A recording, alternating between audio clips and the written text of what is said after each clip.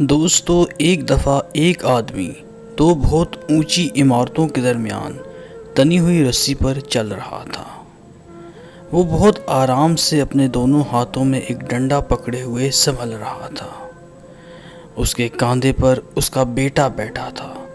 زمین پر کھڑے تمام لوگ دم سادے کھڑے دور سے اسے دیکھ رہے تھے۔ جب وہ آرام سے دوسری عمارت تک پہنچ گیا تو لوگوں نے تالیوں کی بھرمار کر دی اور اس کی خوب تعریف کی۔ اس نے لوگوں کو مسکرا کر دیکھا اور بولا، کیا آپ لوگوں کو یقین ہے میں واپس اسی رسی پر چلتا ہوا دوسری طرف پہنچ جاؤں گا؟ لوگ چلا کر بولے، ہاں ہاں تم کر سکتے ہو۔ اس نے پھر پوچھا، کیا آپ سب کو بھروسہ ہے؟ لوگوں نے کہا، ہاں ہم تم پر شرط لگا سکتے ہیں۔ اس نے کہا، ٹھیک ہے، کیا آپ میں سے کوئی میرے بیٹے کی جگہ میرے کندھے پر بیٹھے گا؟